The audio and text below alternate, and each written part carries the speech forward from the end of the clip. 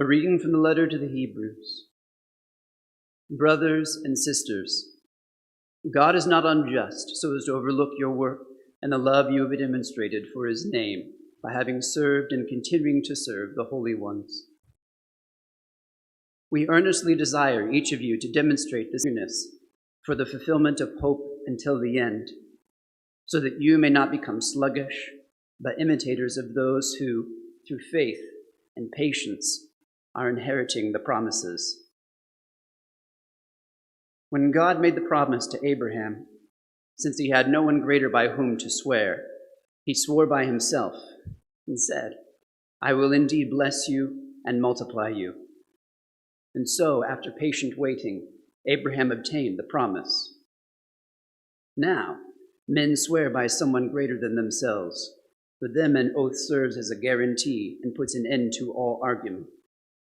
So when God wanted to give the heirs of his promise an even clearer demonstration of the immutability of his purpose, he intervened with an oath, so that by two immutable things, in which it was impossible for God to lie, we who have taken refuge might be strongly encouraged to hold fast to the hope that lies before us. This we have as an anchor of the soul, sure and firm, which reaches into the interior behind the veil, where Jesus has entered on our behalf as forerunner, becoming high priest forever, according to the order of Melchizedek. The word of the Lord. The Lord will remember his covenant forever. I will give thanks to the Lord with all my heart, in the company of the assembly of the just. Great are the works of the Lord, exquisite in all their delights. He has won renown for his wondrous deeds. Gracious and merciful is the Lord.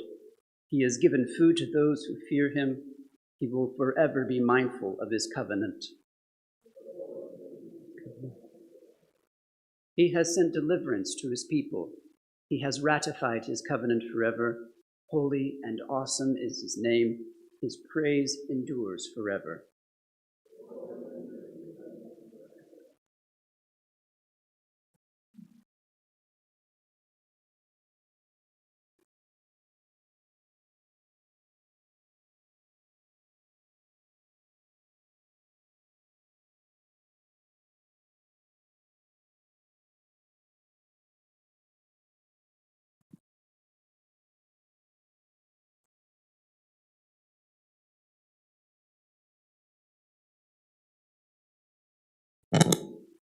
The Lord be with you.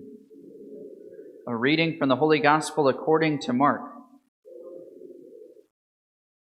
As Jesus was passing through a field of grain on the Sabbath, his disciples began to make a path while picking the heads of grain.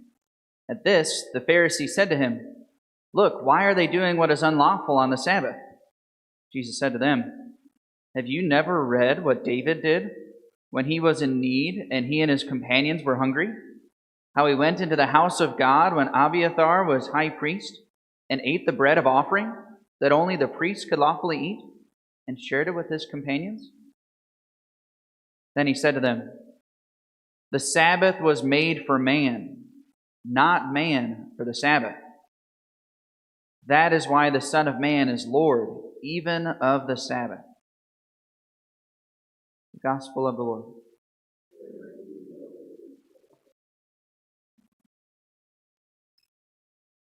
So a few years ago, when I was a deacon, I was able to make somewhat of a pilgrimage up to a parish in northern Indiana in a place called Keawanna. Anybody ever been to Keawanna, Indiana? Really neat little town. I was there for a fish fry, and I was able to see the church from the inside. And it's a little bit strange of an experience. Unfortunately, the 70s, in my humble opinion, had not been very kind to this church. There was some pretty strange-looking carpet and things in the church. But went into the sanctuary, and in the sanctuary, there were these really interesting stained glass windows. And in fact, I was there with another priest, and it took us a while to figure out what the stained glass windows were depicting. And after thinking about it for a while and talking through it, we discovered what the stained glass windows were about. And I was amazed at what they were pictures of. On one side of the sanctuary, there was a stained glass window of a man going down on one knee before a king. It was a depiction of Abraham giving his tithe to Melchizedek. Right, little Bible trivia. What chapter is that in the book of Genesis? Genesis chapter 14. All right, Melchizedek. All right, so that was one side of the sanctuary. The other side of the sanctuary was a depiction of Abraham placing Isaac upon the altar of sacrifice.